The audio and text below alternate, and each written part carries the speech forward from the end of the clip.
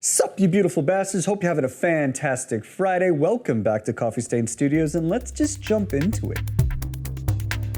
Hi, I'm Jace, the community manager here at Coffee Stain Studios, and welcome to today's Q&A video. Obviously by now you've probably seen the Satisfactory reveal trailer. If you haven't, I've left a link to it in the description down below. I really recommend checking that out before watching this Q&A. But before we get into this Q&A, I'd like to thank the people over at Woob, the developers of Factorio. Woob gave Satisfactory a little shout out on their Factorio Friday Facts number 247 blog post, Blimey, which is super cool. They said they liked the trailer and they'll be playing the game immediately, like as soon as it's released, which is like a huge compliment to us. It really does go without saying that Factorio was a genre-defining game and was a huge inspiration for Satisfactory. However, we here at Coffee Stain Studios believe that within the factory simulation genre, we will both occupy different spaces. There should be room in people's Steam libraries for both games, I think. And a big thanks again to Woob for the shout out. And if anyone out there hasn't played Factorio, I highly recommend it.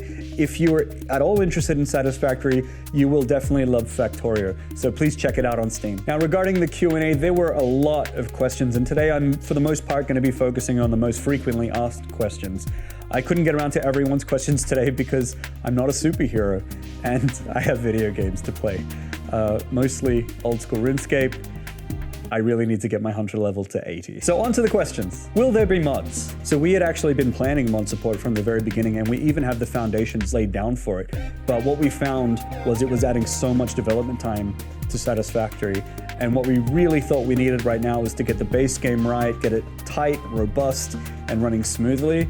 So because it was adding so much development time, we kind of stopped working on it, so we don't have support for it right now. We can't really promise that we will have it now or in the future, but it's obviously a really good idea, so we're gonna see what we can do. General plans for post-launch. So people have asked questions about like DLCs, loot boxes, microtransactions, post-launch updates, and how long are we going to support the game for. Multiple maps, for example. We will most likely support the game after launch. I think we kind of had planned that.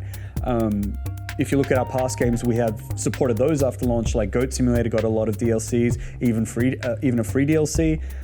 Sanctum 2 even has been out forever, and we have been supporting that. There have been like updates for that game over the past couple of years. So it is really likely that we're going to support Satisfactory post-launch. As for DLCs, that is something we've like heavily considered, but whether or not we'll have it, I can't confirm or deny. Microtransactions will not be in the game, nor will loot boxes. As for multiple maps, I mean, right now we need to focus on the map we have now. Again, it's a handcrafted map, so we don't really know right now. We don't have this like epic plan where we know everything that's gonna happen. So as Oscar, our game director, said in the PC Gamer interview, you will not have to defend your base. And the main justification for this is, again, the map is huge and traversing it can take some time, and you definitely don't want creatures destroying your base, your perfectly optimized base, while you're ages away and you're unable to come back and defend it, basically. So while you're exploring, you're going to be running into hostile creatures, so let's not forget about that. It's kind of dangerous out there. And what about turrets to defend your base? Shh, if you want turrets, play Sanctum 2. Will there be lizard doggo plushies? I really hope so. That's a fantastic idea. In the past, we have actually made Goat Sim and Goat Z, the DLC, plushies, so regular goats and zombie goats. So I think it's likely. I mean, I talked about it with other people here, and people here are stoked to do it. Whether or not we'll have them, not sure. But if you want them, keep making some noise, and I'll keep telling them that people want it. So we'll see how it goes. How many alpha keys will there be? What are my chances of being selected? When will you be sending them out? How will you choose who gets them? We don't know how many alpha keys will be sent out. We don't know what your chances are of getting an alpha key. We don't know when we're sending out the alpha keys, and we don't know how we're choosing who gets an alpha key. So I hope that answers your questions. General multiplayer stuff. You can play the game in single player without the need for a server or anything like that. In multiplayer, we officially support 1 to 4 players, but we're probably not going to limit that, at least at first, so you can just like add people and just kind of see what happens. As for privacy settings on the servers, it is currently limited to friends who can any friend can just join your server, or private, where people can join via invitations. We probably won't have public setting at the moment because that can easily be griefed or Simoned. As for dedicated servers, it's something that we really want in the game, whether that's going to be for the alpha or later. And it's something that we've kept in mind during development, so hopefully it should be easy to add into the game when we do it, but it hasn't been tested extensively yet. So we can't promise dedicated servers at this stage, but personally, I'm pretty optimistic about it. Is the map procedurally generated? Will there be procedurally generated resource locations? There will be no procedurally generated maps or resources. I have no idea if that's something that's going to change in the future or not. A lot of people have expressed some concerns that if there is no procedural generation, there will be no replayability. But please understand that we have kept replayability in mind during development, and we have some plans for it. But of course, we're still welcome to suggestions, especially suggestions that don't require procedural generation. Will you localize Satisfactory into X language? We definitely plan on localizing Satisfactory. We've localized, like all of our other games, to many different languages. We plan on having some localization support in the alpha, and we also plan on using community-driven translations and localization because we've noticed that that reaps the best rewards over the long term. And so if your language is not supported at first, we will probably be adding it at some point, but just let us know that you want it and we'll see what happens. Will there be autonomous drivable vehicles? Will there be water vehicles? There are no water vehicles. Again, whether or not that's something that changes in the future, I have no idea.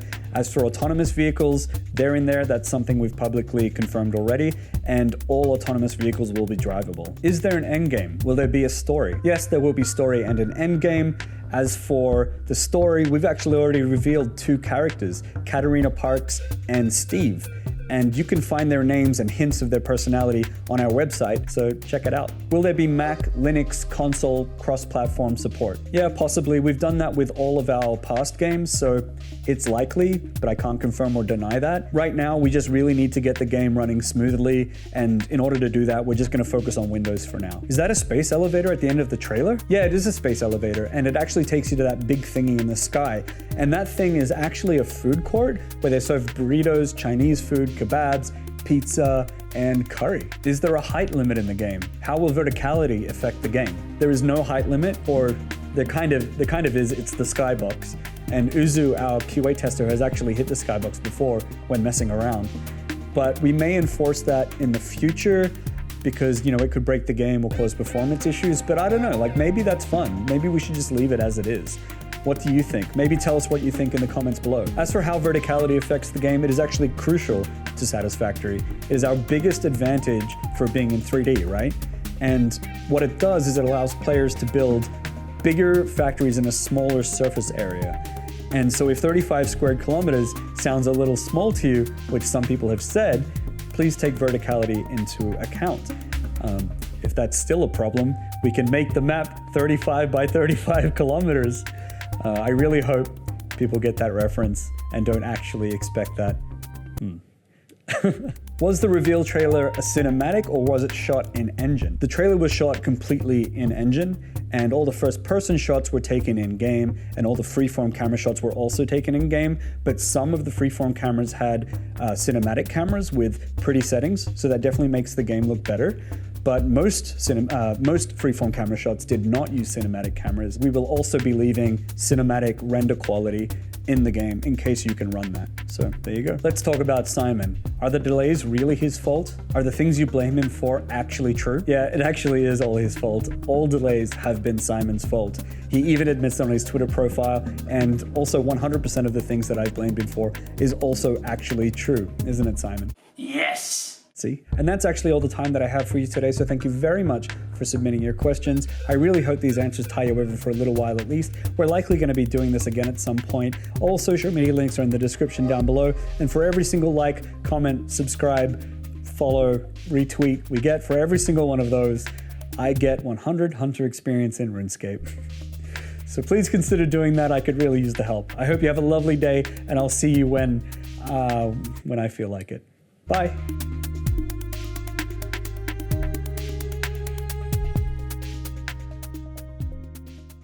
Okay, 1, 2, 3. Yes!